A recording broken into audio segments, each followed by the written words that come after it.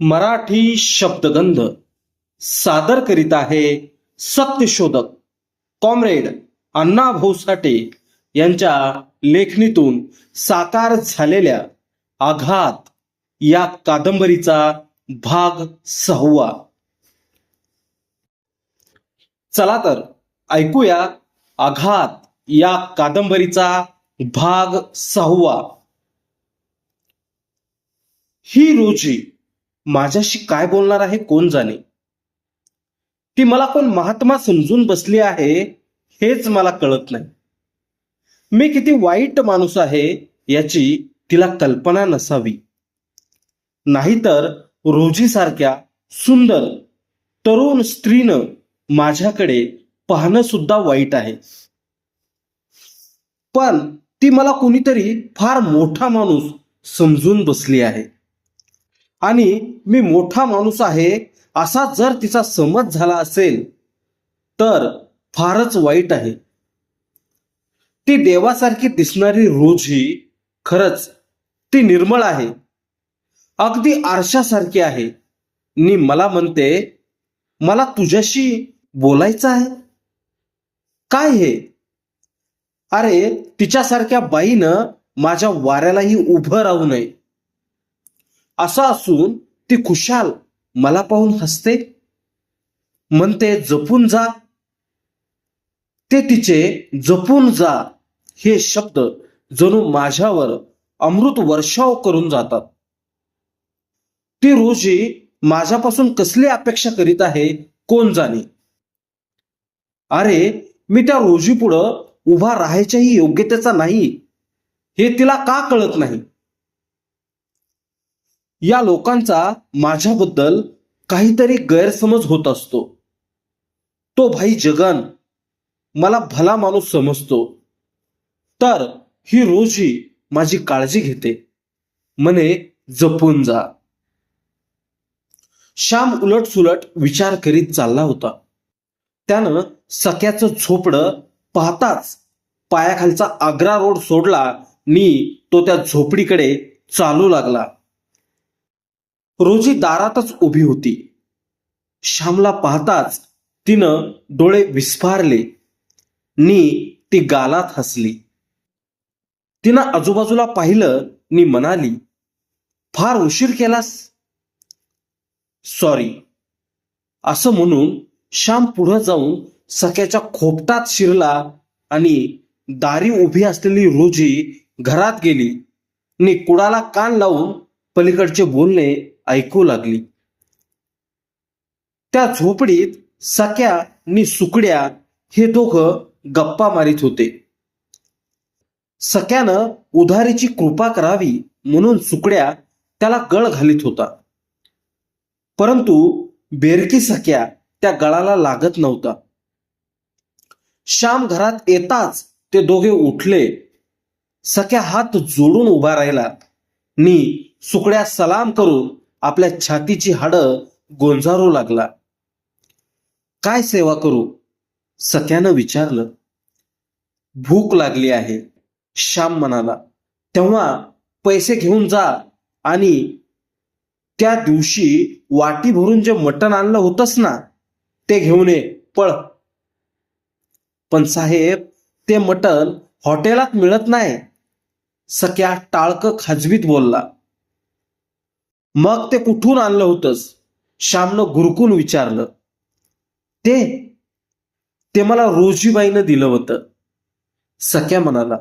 आणि श्याम आश्चर्यचकित झाला नी म्हणाला, सख्या, एका गुणाची एका वानाची अनेक माणसं असू शकतात हे मला समजलं. अरे माझी अन्नू ही रोजीबाई सारखाच स्वयंपाक करीत होती. तू जा नी काहीतरी घेऊन ये. पैसे नी वाटी घेऊन सख्या बाहेर पडला आणि वाटीभर मटण घेऊन लगेच येऊन म्हणाला, साहेब परत देव पावला. रोजीबाईनं मटण दिलं नी माझा हेलपाटा चुकला. श्यामला आनंद झाला. तो समोरच्या कुडाकडे पाहत म्हणाला, रोजी, काय तुला किती धन्यवाद देऊ? काही नको, म्हणूनच विचारलं. नंतर मला नाक्यावर भेट, रोजी म्हणाली. भेटशील का? का विसरणार? नाही. आणि करंट लागल्यावर नरकात जाईन. मग मी पुढे निघाले. वाट पाहत थांबते, रोजी म्हणाली. आणि एक थैली घेऊन बाजाराचं निमित्त करून घराबाहेर पडली. सख्यानं ग्लास भरला. श्यामनं तो संपवला. नि सुकड्याकडे पाहिलं तेव्हा तो मख्ख चेहरा करून बसला होता. श्यामनं त्याच्यापुढे एक ग्लास ठेवताच तो चेकाळला. त्यानं चटकन तो ग्लास रिकामा केला आणि हात जोडून म्हणाला, श्याम, या सख्याला 1 तास मस्का लावला, पण लेकाचा नुसती बेडकाची औलाद आहे. अरे मुळीच हाती लागला नाही. पण श्याम, तू खरा दिलवाला आहेस. मी खरं सांगतो, तुझ्यासारखा माणूस मला मसनात सुद्धा भेटणार नाही. बेटा, तू एकटाच मसनात जा, श्याम भुवयात चढवून म्हणाला. साल्या, काय पण भेटीची जागा निवडलीस, म्हणे मसनात पण भेटणार नाही. श्याम, आता मी कधीच मसनात जाणार नाही, सुकड्या म्हणाला. आता माझ्या नशिबानं पलटी खाल्ली आहे. म्हणजे तुला नोकरी मिळाली? श्यामनं विचारलं. नोकरी नाही, एक कंत्राट मिळालं आहे. कसलं कंत्राट? बेडकं पकडायचं. सुकड्या आपल्या छातीवरून हात फिरवीत म्हणाला. अलीकडे बेडूक लोकांना भलतीच डिमांड वाढली आहे. 4 आण्याला 1 बेडूक. काय? बेडकांची डिमांड वाढली आहे? श्याम आश्चर्यानं म्हणाला. हे बेडूक कोण लोक घेतात? इथं अंधेरीला एक कॉलेज आहे. त्या कॉलेजाचे मोठे लोक बेडूक खरेदी करतात, सुकड्या बोलला. श्यामनं विचारलं, परंतु हे लोक बेडकाचं काय करत असतील? दुसरं काय करणार? खात असतील, सुकड्यानं उत्तर दिलं नि मोठ्यानं हसला. मग साल्या, जा ना, काम कर, बेडूक पकडून पैसा कमव, श्याम म्हणाला. पण मादर, तुला ऐतं खायला हवं. तू काम करणार नाहीस. तोबा तोबा, सुकड्या कान धरून म्हणाला. श्याम भाई, अरे बेडूक मर्डर करायचं काम मी सुरू केलं आहे, म्हणून माझे 2 नौकर दिसेल त्या बेडकाचा मुर्दा पाडित आहेत.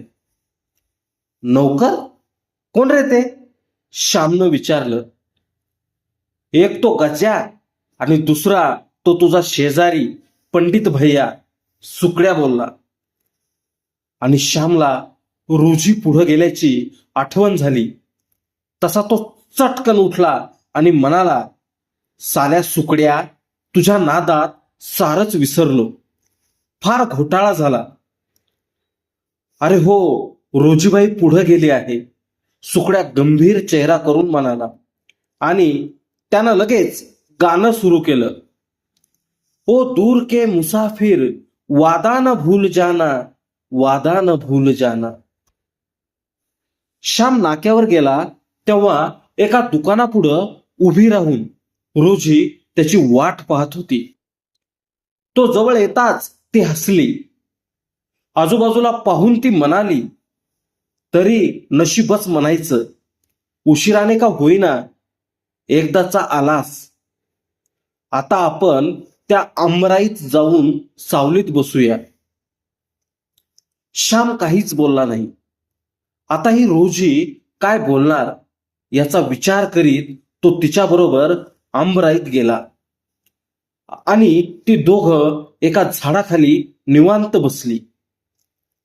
उशिरापर्यंत ती दोघं स्तब्ध होती. कोणीच बोलत नव्हतं, फक्त एकमेकांकडे पाहत होते. नंतर रोजी गंभीर होऊन तिने आरंभ केला. म्हणाली, श्याम, तुझ्याविषयी मला पुष्कळसं समजलं आहे. तू शहाणा आहेस, काम करतोस, पैसेही मिळवतोस. मग हा असा का वागतोस? आणि एखाद्या वेळी जे काही बोलतोस ते तर मला काहीच कळत नाही. काय कळत नाही रोजी? श्यामनं विचारलं. हेच की, मी जिवंत मड आहे. अन्नू, आग, आणि तू मला अन्नू सारखी म्हणतोस. तेव्हा ही अन्नू कोण? रोजी, तू मला शहाणा समजतेस आणि तुला माझी दया येत नाही, किळस येत नाही. श्यामनं विचारलं. नाही, रोजी उत्तरली. मग आश्चर्य आहे, श्याम म्हणाला. रोजी, तुझ्यासारख्या सुंदर तरुणीनं माझ्या सावलीलाही उभं राहू नये, इतका मी वाईट आहे. हे तुझ्यासारख्या हुशार स्त्रीला का कळू नये? तू वाईट असलास तरी तू सैतान नाहीस, एवढं कळण्यापुरती मला अक्कल आहे, रोजी म्हणाली. आणि प्रत्येक वेळी तू माझी अन्नूशी तुलना करीत असतोस, तेव्हा ही अन्नू कोण? रोजी, ती माझी पत्नी होती. श्याम दुःखित होऊन म्हणाला. आणि तिच्या देहाची, चेहऱ्याची सर्व ठेवण हुबेहूब तुझ्यासारखीच होती. एवढंच नव्हे तर तिचे बोलणे, हसणे, वागणे सारं सारं तू चोरला असावंस असं वाटतं. मी तुला पाहिलं की मला आनंद होतो. तुझ्या देहात, तुझ्या हालचालीत मला माझी अन्नू दिसते. नि मग मन बावरतं, दंग होते. परंतु जेव्हा तू अन्नू नसून रोजी आहेस हे लक्षात येतं, तेव्हा फार फार वाईट वाटतं. मग त्या अन्नूचं काय झालं? रोजीनं विचारलं. श्यामनं आपली कहाणी, जी थोड्या वेळापूर्वी जगनला सांगितली होती, तीच आता पुन्हा रोजीला सांगितली. आणि ती करुण कथा ऐकून त्या प्रेमळ रोजीचा आत्मा कळवळला.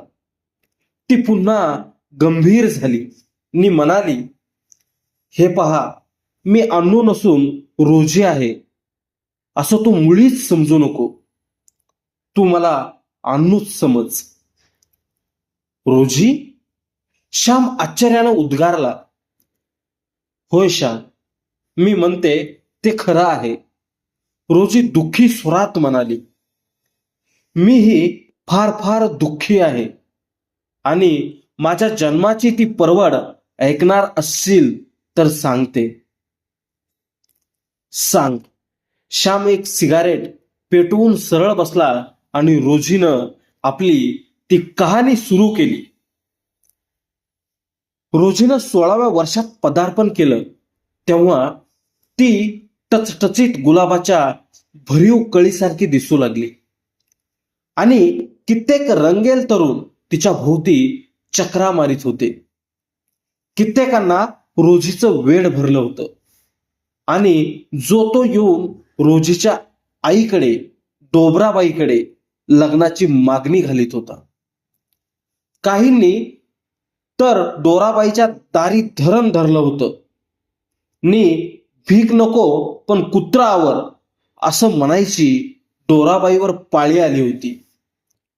परंतु ती शहाणी होती. ती प्रत्येक नवरदेवाला कसोटीवर घासून पाहत होती. नि हा माझ्या रोजीला मुळीच सुख देणार नाही असं लक्षात येताच त्याला घरची वाट दाखवित होती. आणि रोजी चकित झाली होती. ती नवऱ्यांची झिंबड पाहून तिला नवल वाटत होतं. ती लाजत होती, नि हसत होती. आणि आता लवकरच आपलं लग्न होणार अशी तिला खात्री झाली होती. अखेर एक तरुण डोराबाईनं पसंत केला. त्याचं नाव लाजारस असं होतं. तो तरुण देखना तसाच श्रीमंतही होता. आणि तो स्वभावानं भोळा होता. तो डोराबाईला आवडला. मग तिनं कसलाच विचार केला नाही. ती रोजीचं लग्न करून मोकळी झाली. लग्नानंतर लाजारस रोजीला घेऊन आपल्या गावी गेला आणि डोराबाईनं देवाला हात जोडून प्रार्थना केली, देवा, माझ्या रोजीला सुखी ठेव. रोजी सासरी गेली आणि आपल्या नव्या जीवनात निमग्न झाली. तिचं रूप, तरुणपण आणि गोड स्वभाव पाहून गावातील लोक चकित झाले. नि रोजीच्या रूपाची गावभर चर्चा होऊ लागली. काही लोक कसलं तरी निमित्त काढून येत होते नि रोजीला पाहून जात होते. आणि थोड्याच दिवसात एक चमत्कार झाला. दोघा अट्टल बहकलेल्या तरुणांना रोजीचं वेड लागलं. डिसोजा नि जॉर्जी रोजीसाठी झुरू लागले. ते दोघे लाजारसचे शेजारी होते, परंतु कपटी, दगलबाज म्हणून त्या गावात त्यांची ख्याती होती. गावातील प्रत्येक माणूस त्या दोघांना भीत होता नि कुणीही त्यांना जवळ करीत नव्हते. परंतु लवकरच त्या दोघांनी लाजारसला भुरळ घातली, त्याच्याशी दोस्ती जोडली आणि दररोज ते लाजारसकडे येऊ लागले. ते येत होते, तासनतास बसत होते, दारू पित होते नि लाजारसला पाजित होते आणि रोजीला पाहत होते. ती कशी हाती येईल याचा विचार करीत होते. पण रोजीनं त्या दोघांचा हेतू जाणला होता. त्यांच्या डोळ्यातील धग तिला जाणवली होती. त्यांच्या मनातील कपट तिला कळलं होतं नि ती स्वतः सावध झाली होती. ती स्वतःला जपत होती, दडवीत होती. ते दोघं आले की रोजीची पाचावर धारण बसत होती आणि लवकरच काहीतरी विपरीत घडणार असं तिला वाटत होतं. तिनं लाजारसाला एकांती घेऊन त्या दोघांशी दोस्ती करू नको, त्यांना दूर ठेव असं परोपरीनं सांगितलं होतं. परंतु भोळसर लाजारसनं रोजीचं सांगणं मुळीच ऐकलं नाही. त्यांचा तो रोजचाच कार्यक्रम चालूच होता. डिसोजा आणि जॉर्जी बाटल्या घेऊन येत होते, पीत होते आणि लाजारसला दारू पाजून भुई सपाट करीत होते. नि तो आडवा झाला की ते रोजीला ओरबाडायचा विचार करीत होते. परंतु रोजीची म्हातारी सासू रोजीचं रक्षण करीत होती. नवरा आडवा झाला की रोजी सासूच्या मागे दडत होती. रोजीच्या सुखी संसाराला कीड लागली. 2 किडे तो पोखरीत होते. तिच्या जीवनात एक भयंकर असा दिवस उगवून मावळत होता. आपण संकटात आहोत, आपलं सौभाग्य संकटात आहे अशी तिची संपूर्ण खात्री झाली होती आणि ती त्या संकटातून बाहेर पडण्यासाठी धडपडत होती, मार्ग शोधित होती. आपला नवरा घेऊन आपण परत मुंबईला जावं असं तिला वाटत होतं. परंतु ते लाजारसला पटत नव्हतं. फक्त डिसोजा नि जॉर्जी सांगतील तेच तो ऐकत होता, त्यांच्या शब्दांवर नाचत होता. आणि रोजी रडत कढत दिवस रेटीत होती आणि लवकरच आपल्या अब्रूवर दरोडा पडणार आहे असं ती मनाला सांगत होती. काही दिवस तसेच गेले आणि एक दिवस हळूच मावळला. अंधारानं सृष्टी दाढेखाली धरली. ही रात्र कशी जाईल याचा विचार करीत रोजी बसली होती. ती घाबरली होती. डिसोजा आणि जॉर्जी लाजारसला घेऊन गेले होते. त्याला पुष्कळ उशीर झाला होता, म्हणून ती लाजारसाची वाट पाहत होती. ती भेदरून मनाशी बोलत होती, या दोघांना नक्कीच माझं वेड लागलं आहे. मी मिळावी म्हणून हे डिसोजा व जॉर्जी दिवसेंदिवस एकेरीवर येत आहेत. आता ते वाटेल ते क्रूर कर्म करायला मुळीच मागं पुढं पाहणार नाहीत. परंतु ते करून करून काय करणार आहेत? ते काय वाटेल ते करतील. ही म्हातारी घरात आहे म्हणून आजपर्यंत माझी अब्रू वाचली आहे. नाहीतर त्यांनी कधीच आपला हेतू सफल करून घेतला असता. परंतु अलीकडे ते म्हातारीचीही पर्वा करीत नाहीत. मग काय करतील ते? ते या म्हातारीचा खून करतील, नाहीतर ते लाजारसाला ठार मारून मला उघडी बेवारशी करतील. जर त्यांनी लाजारसाचा खून केला, त्याला ठार मारला, तर मग मला कोण आहे? मग मला या गावात कोण आधार देईल? मुळीच नाही. मला कोणीही जवळ करणार नाही. इतक्यात अंगणात पावलं वाजली आणि ते तिघे एकमेकांचा आधार घेत घरात आले. आल्याबरोबर लाजारस कोसळला आणि डिसोजाने त्याचे केस धरून त्याला हिसका देऊन उठवून बसवला. म्हणाला, रोजी जरा पाणी आण. रोजीनं चपळाई करून पाणी दिलं नि ती परत फिरली. तोच झॉजीनं तिचा पदर धरला नि तिला उभी करून म्हणाला, हा हा तुझा नवरा मरतोय बघ. हे शब्द ऐकून रोजीचं काळीज दुभंगलं. ती पदर सोडून आत गेली नि सासूच्या पाठीशी दडून रडू लागली. आणि डिसोजानं पुन्हा लाजारसला उभा केला. जॉर्जीनं त्याच्या काखेत मान घातली आणि पुन्हा ते दोघे लाजारसाला घेऊन बाहेर गेले. अंगणात जाताच डिसोजा म्हणाला, लाजारस, चल दारू प्यायला. रोजीला बरोबर घे, हाक मार तिला. नको, ती दारू पित नाही, लाजारस कसं तरी बोलला. मग तूच दारू पिऊन मर, चल, डिसोजा वैतागून म्हणाला आणि ते दोघे लाजारसला घेऊन चालू लागले. ते दूर गावाबाहेर निघाले आणि आज लाजारस जिवंत परत येणार नाही अशी रोजीची खात्री झाली. आज डिसोजा नि जॉर्जी त्याचा खून करणार असं वाटून ती भयभीत झाली. तिच्या काळजानं धीर सोडला नि ती एकाएकी उठून पोलीस चौकीकडे धावत सुटली. तिनं चौकीत जाताच सांगितलं, साहेब, डिसोजा नि जॉर्जी माझ्या नवऱ्याला रानात घेऊन गेले, ते त्याचा खून.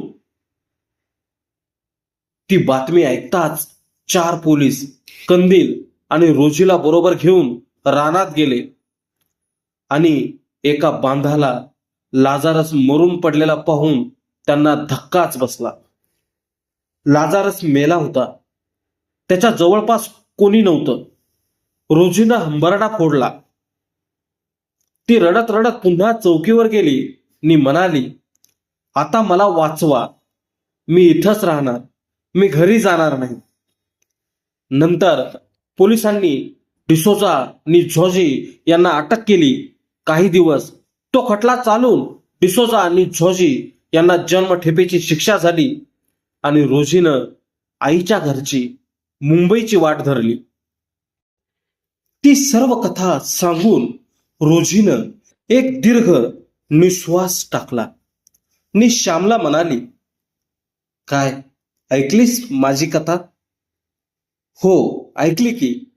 श्याम स्तंभित होऊन म्हणाला, परंतु रोजी, तू फुलासारखी, तू हा वज्राघात कसा सोसलास? आघात झाल्यावर माणसाला तो सहन करावाच लागतो, रोजी म्हणाली. आणि ती दोघं घरी जाण्यासाठी उठली तेव्हा रोजी हसत बोलली, एक सांगू? सांग ना. ऐकणार? अगदी देवाचे शब्द म्हणू. तर मग ऐका. जेव्हा परक माणूस जवळ असेल तेव्हा मला रोजी म्हणायचं आणि जेव्हा आपण दोघेच असू तेव्हा तुम्ही मला अन्नू म्हणायचं. कबूल? रोजी, श्याम उद्गारला. रोजी नव्हे, अन्नू. रोजी म्हणाली. बर, अन्नू. श्याम म्हणाला आणि दोघं मोठ्यानं हसली. नंतर ती दोघं चालू लागली. नाक्यावर येताच श्याम मागं राहिला आणि रोजी घराकडे चालू लागली. तो सुकड्या मागून आला. त्याला दारू चढली होती. तो रोजीला म्हणाला, रोजीबाई, आज 4 डझन बेडूक पकडले. त्याचे 12 रुपये मिळाले. त्यापैकी 4 रुपये नौकर लोकांनी दिले. नी 9 घेऊन आता मी सकारामकडे जात आहे. असं म्हणत तो तिला निहाळीत होता. मग सुकड्या, तुझं नशीब उघडलं की, रोजी हसत बोलली. आज देवानं कृपा केली माझ्यावर. सुकड्या आकाशात पाहत म्हणाला. पण रोजीबाई, तुमची मुलाखत झाली का? हो, झाली की. का बरं? रोजी बोलली. तसं काही नाही, सुकड्या नाक फिंदरून म्हणाला. रोजीबाई, श्याम जेवढा चांगला आहे तेवढाच तो हलकट आहे बरं. आणि याच वेळी सुकड्याच्या गालावर खाडकन आवाज आला. रोजीच्या हाताला झिंझिण्या आल्या. ती संतापून म्हणाली, आणखी परत बोल. बस रोजीबाई, मेरी माँ, आवाज बंद. सुकड्यानं कान धरला आणि रडवा चेहरा करून म्हणाला, गरीबावर दया करा नि श्यामला सांगू नका, नाहीतर तो माझे हाडं मोडून वाळत घालील. मग गुमान जा. असं म्हणून रोजी पुढं निघाली. तोच पुढून बाबू चाकूवाला आला. रोजी नि सुकड्या यांना पाहून तो आडवा उभा राहिला. त्यानं प्रथम रोजीला निरखून पाहिली नि मग सुकड्याला म्हणाला, काय बेटा सुकड्या, हा काश्मीरी गुलाब कुठं पैदा केलास? कंक करू नको, रोजी संतापून म्हणाली. नालायक, वाटसोड माझी. आणि ती बाबू चाकूवाल्याला बगल देऊन पुढं चालू लागली. तेव्हा बाबूला तिचा भयंकर राग आला. तो म्हणाला, गुलछडे, माझं नाव बाबू चाकूवाला आहे, हे लक्षात ठेव. रोजीनं मुळीच वळून पाहिलं नाही.